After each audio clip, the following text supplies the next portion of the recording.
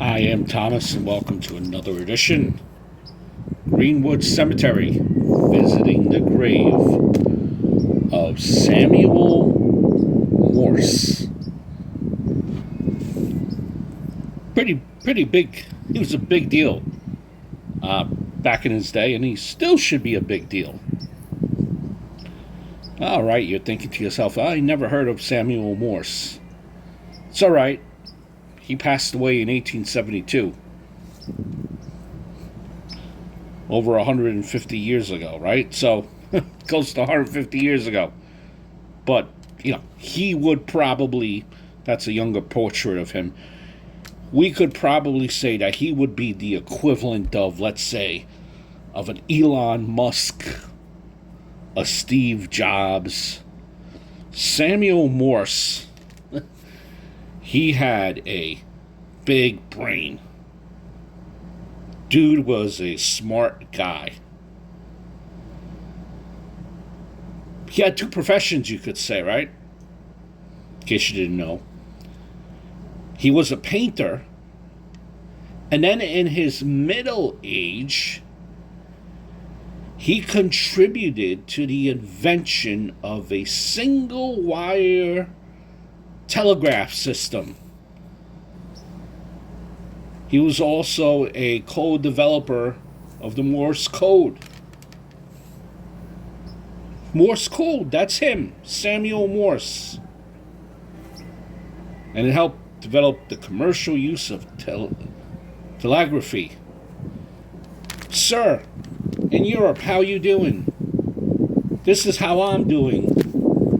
In the United States, miles and miles away from you. Communication. Nowadays, if people Samuel Morse would probably be rolling around in his grave, as a lot of people, they really don't like to speak on the phone all that much, to communicate. Rather, they just like to, well, maybe text messages, but you get the picture. A lot of people don't like to communicate, even text messages now. But Samuel Morse, very smart dude. Let's speak about Samuel Morse. Born in 1791 in Charleston, Massachusetts. He was the first child of a pastor, and his father was also a geographer, and his mom was Elizabeth Ann Breese. His father, Samuel's father, was a great preacher of the Calvinist faith and a supporter of the Federalist Party. He thought it helped preserve Puritan traditions, which was strict observance of Sabbath, among other things, and believed in the Federalist support of an alliance with Britain and a strong central government.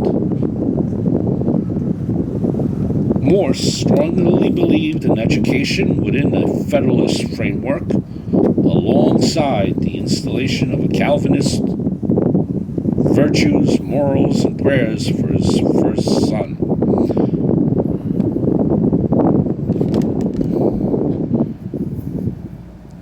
After attending, now Samuel, Sam Morse here, I don't know if he played all that much, because this dude maybe he played and still managed to be so smart. This dude was a smart dude. There you see the grave up on top there. He went on to, now this is Samuel Morse in older age, but Sam Morse, he went to Yale Smart School, study religious philosophy, mathematics, and science. While at Yale, he attended lectures on electricity, and he was a member of the Society of Brothers in Unity. And, well, how did Sam Morse support himself? Painting. In 1810, He graduated from Yale with Pi Beta Kappa honors.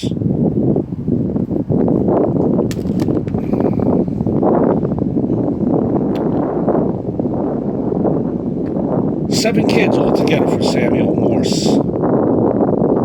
So, when he was not painting and inventing stuff, he was doing other recreational activities.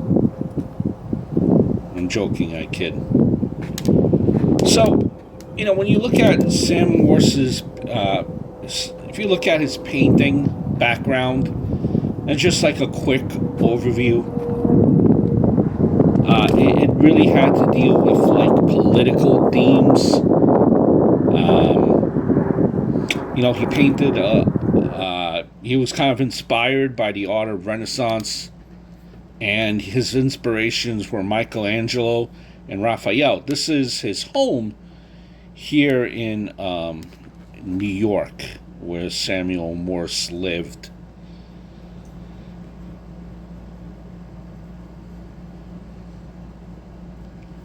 So he really, he drew like he painted the Parliament. He painted Landing of the Pilgrims. Very political in nature. The House of Representatives. He painted Jonas Platt, who was also like a New York politician. So they were like very like political in nature, I guess is the best way to describe Mr. Morse and his work. He painted Marquis de Lafayette, which was the leading French supporter for the American Revolution. So you kind of get the extent of Samuel's paintings. So we fast forward here to 1832. At this point, Mr. Morse, painter, living the life. Here is the grave of Samuel Morse. He's living the life, right?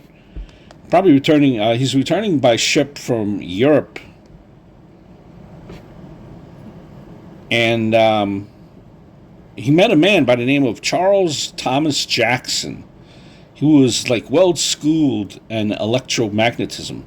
That is the telegraph, and we'll discuss more about that as we continue here. But that was the telegraph, and boy, did it bring wonders into society. So he meets a man by the name of Jackson, who's well schooled in electromagnetism, and he witnessed various experiments with Jackson's electromagnet, and which that led to Morse developing the concept of a single wire telegraph.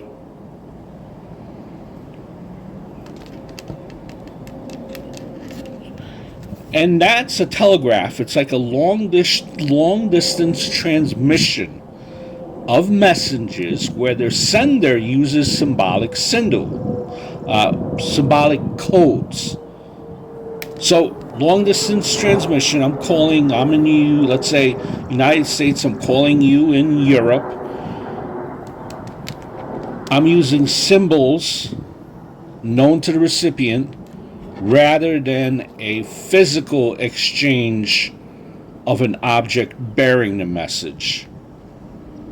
And you will see the codes and symbols here at the end of this video. So, all that being said,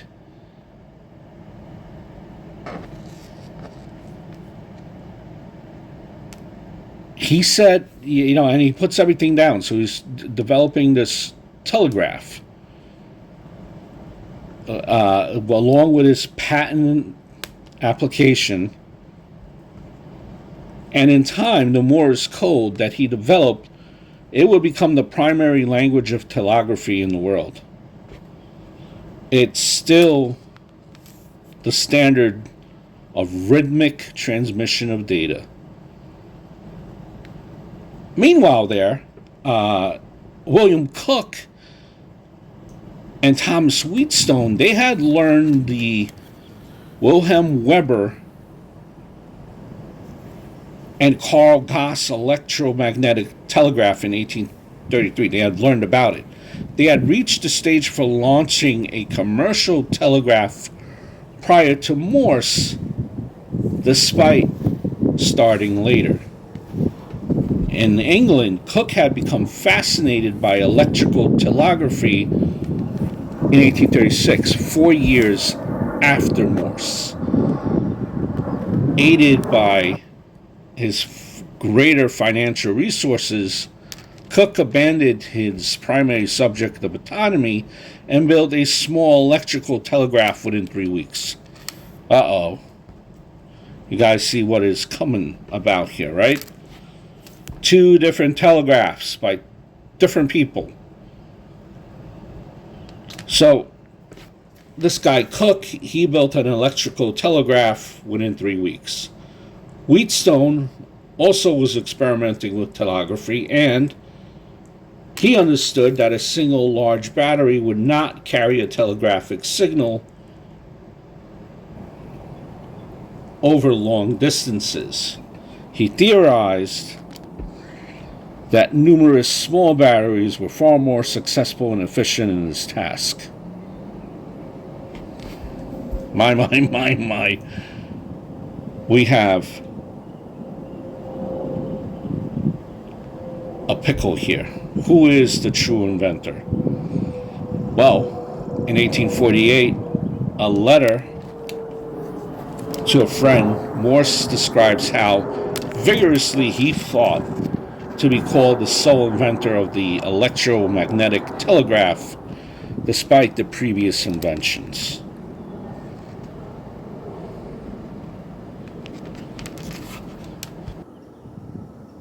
So this telegraph had a lot of kinks in the beginning for all of these guys, all 3 of these parties. And eventually this went to court, all for the patent and for the telegraph. Who really invented the telegraph? So in the Supreme Court, in 1853, it was ruled that Morse had been the first to combine the battery, the electromagnetism, the electromagnet, and the correct battery configuration into a workable, practical telegraph. There you see the Morse code. But he's still in Morse, despite this clear ruling, Morse still received no official recognition from the United States government. So, gosh, what a headache. The race. So Samuel Morse eventually got funding for his for his version of the telegraph. He was seeking federal sponsorship but never got it. He got financial backing from a Maine congressman, Francis Ormond Jonathan Smith. So after he got this funding, he goes on to Washington, D.C. He goes to, he's in the Capitol, and he's stringing wires between 2 committee rooms. And they're sending messages back and forth to demonstrate his telegraphic system. Congress had set aside $30,000 back then, which is the equivalent of close to $1 million in 2023 money, for construction of an experimental 38-mile telegraph line between Washington, D.C. and Baltimore, along the right-of-way of the Baltimore and Ohio Railroad. 2 years later, the line was officially opened as Morse now sent the famous words, "What hath God wharf. So, and the rest, I guess, is history, so to say. His telegraph could transmit 30 characters per minute. In 1845, telegraph lines were sent from New York City to Philadelphia, Boston, Buffalo, New York, and the Mississippi. Telegraphic lines, well, they rapidly spread throughout the United States.